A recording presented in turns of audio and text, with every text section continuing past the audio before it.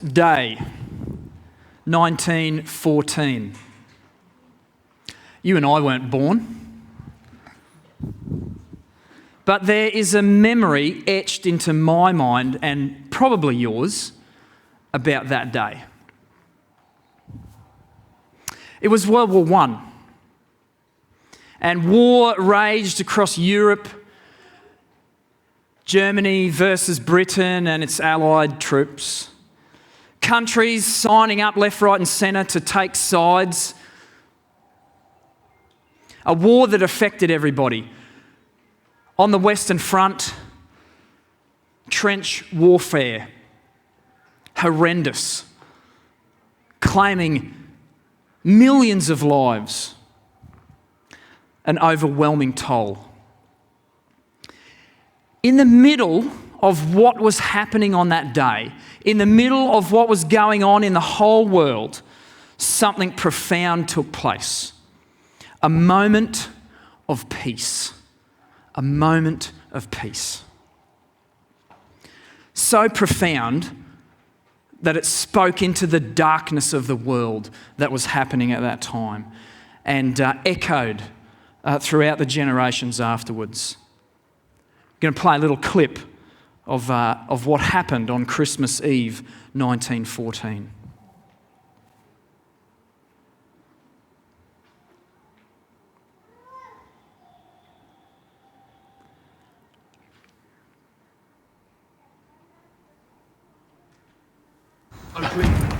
No.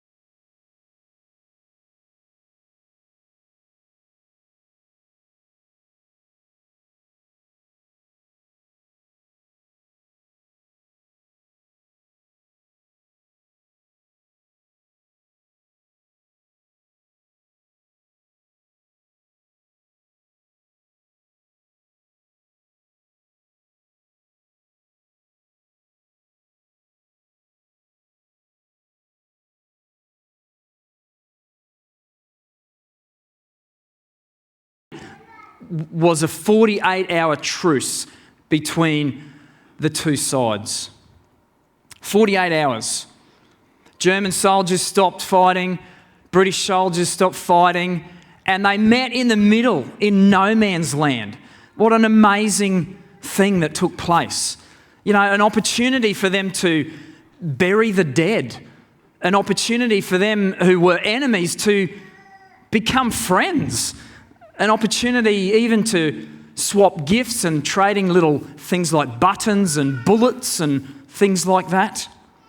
An amazing moment of peace in the middle of World War I.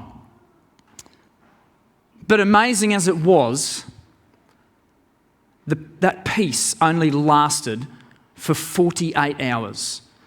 It wasn't long before the fighting started up again. It wasn't long before the shells started destroying the ground again.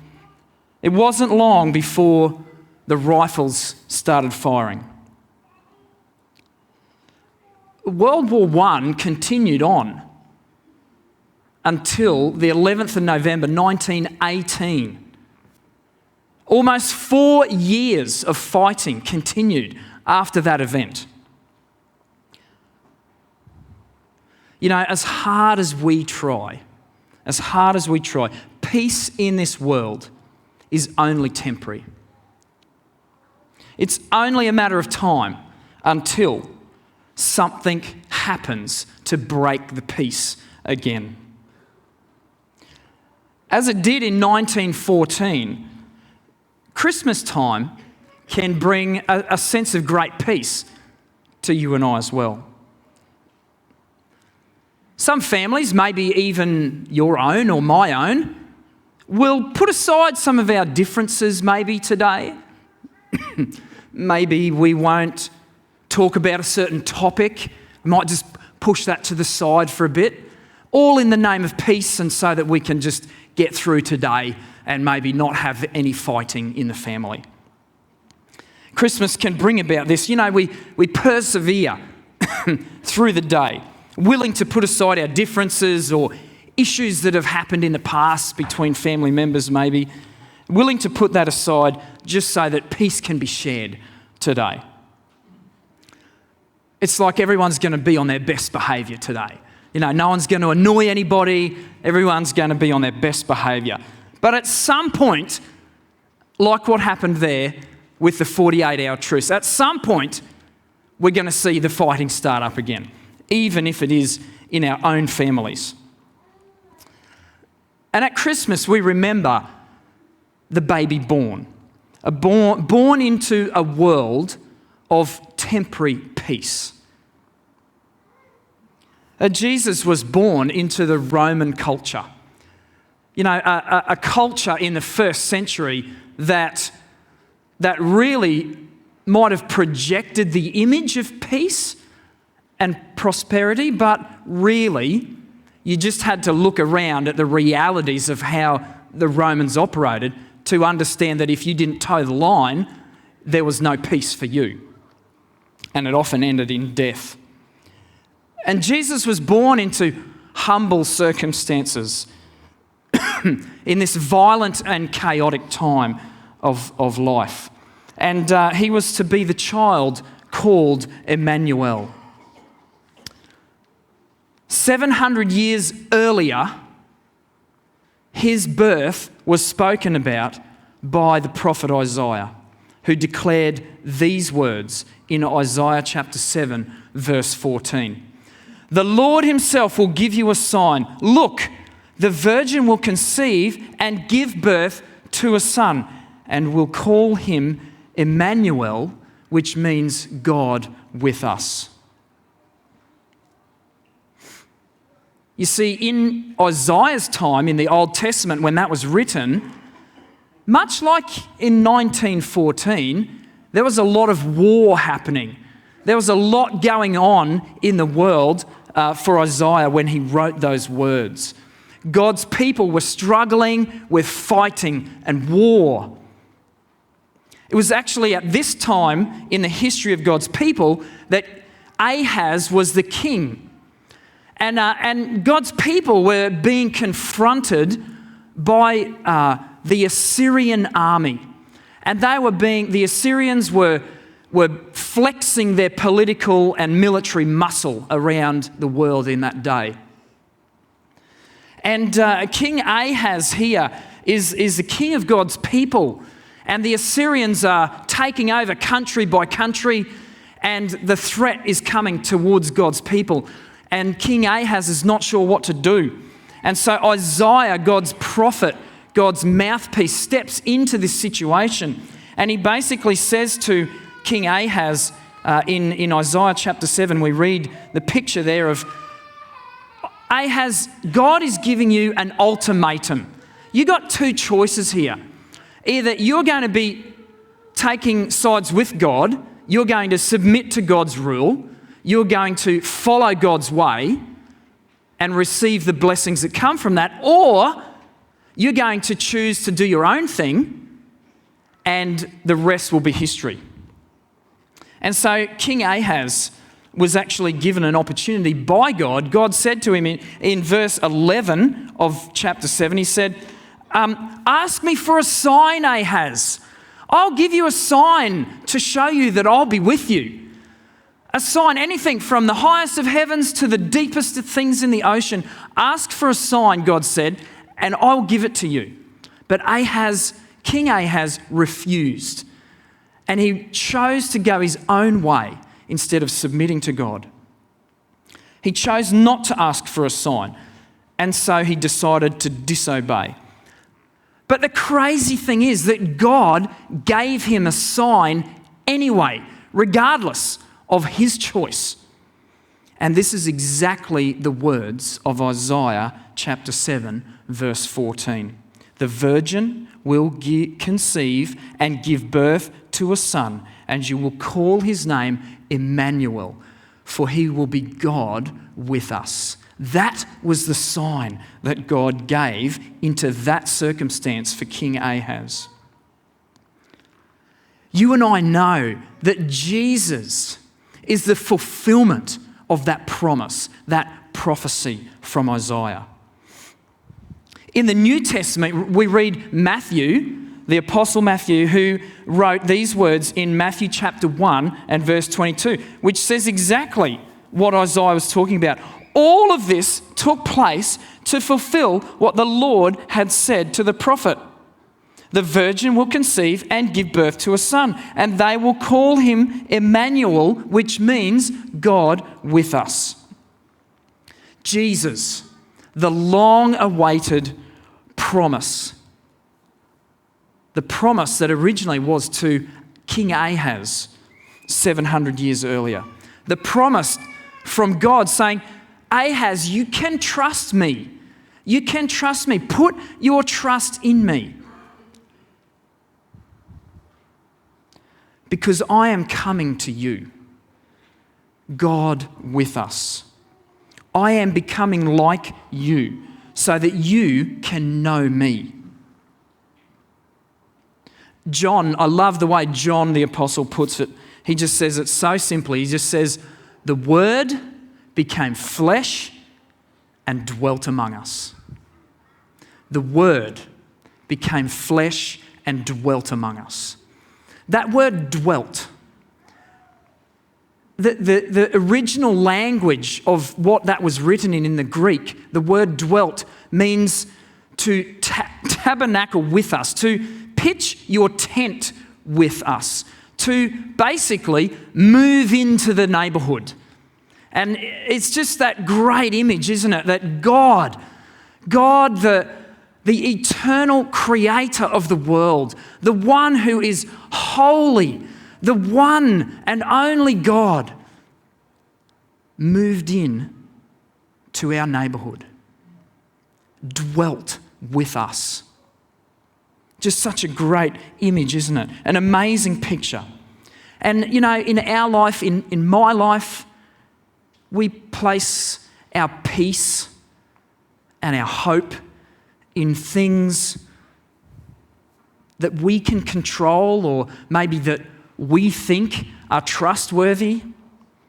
We place our peace and hope into things like job security, superannuation, you know, making sure that our kids are doing well or that there's enough cash in the bank, or we put our hope and our peace into relationships and things like that we can control, that we think are safe. But as we know, as we look at history, we can tell that those things are only temporary. Those things can be ripped out from underneath us when we're least expecting it.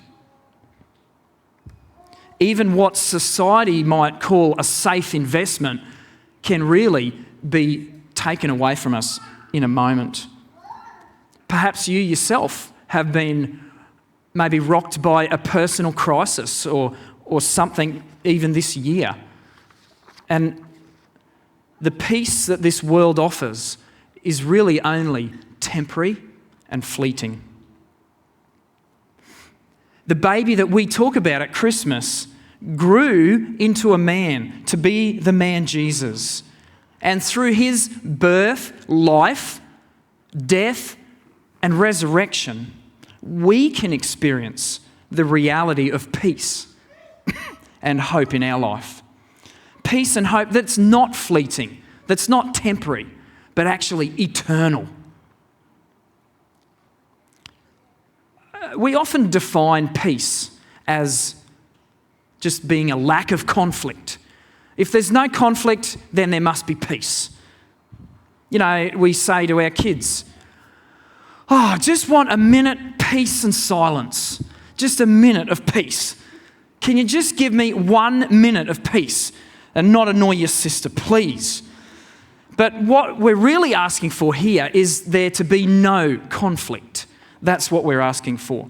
But the Bible actually doesn't describe peace as the absence of conflict. It actually describes peace as, more than that. It describes peace as restoration. And peace isn't described in the Bible as just a truce for 48 hours, or not fighting with your sister, or getting on with the family members at Christmas time.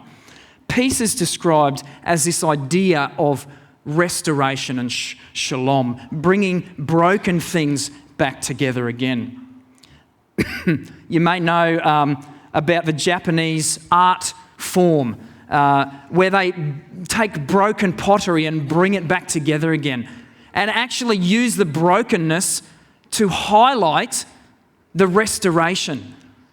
And they mix a mixture of like lacquer and gold or silver or other elements, and they sort of put all the pieces back together again. And here's a picture of a beautiful piece of pottery that has once been broken but has been put back together again. This is the idea of peace that the Bible is talking about. You know, often when we break things, they often just get chucked in the bin, don't they? Like think about a Christmas present that you had last year. Have you still got it, or has it been broken? And if it was broken, I'm pretty sure it probably just got chucked in the bin. And we just, we just chuck things away. But this form of artwork actually highlights the brokenness and uses it to display, the glory of the gold and the beauty, the restoration of that pottery. The invitation of the gospel is that we don't just ignore our brokenness. We don't just get chucked in the bin with our brokenness in our own lives. No. The invitation of the gospel, the good news about Jesus, is that our brokenness is restored, is made right, is made whole again through Jesus and his death and resurrection. It's this beautiful thread of God's grace that, like in the piece of pottery, is visibly seen and highlighted through our brokenness in our lives. As that comes back together through the gospel and through God's grace, it's his grace that's highlighted. It's his grace that's on display because of our brokenness. And that is what the gospel is about. The peace that we talk about on Christmas Day has been brought to us by Emmanuel, God with us. And John chapter 10, verse 10 just says these beautiful words that Jesus came so that they may have life, that we might have life, and we might have it to the full, abundant life. Abundant fullness of life, knowing Jesus in every aspect of our life, being as we were created to be, experiencing a flourishing peace, a whole peace, a restorative peace, shalom, in all areas of our lives. This peace is only possible through Emmanuel, God with us. Because of Jesus, we can have a relationship with God. God with us. Emmanuel has changed our lives forever. We can have that perfect relationship with God. And in that moment when Jesus was born in flesh and blood, those prophecies of the Old Testament were fulfilled. But not only that, through his death and resurrection, he provided an opportunity for us to have ultimate peace. Eternal peace through his life and death. As you go from here on this Christmas Day, whatever your day might look like, whatever interactions you might have with other people, let's celebrate. Celebrate not just simply the baby in a manger, but the man Jesus who brought God with us, who showed God with us, who brought eternal and ultimate peace.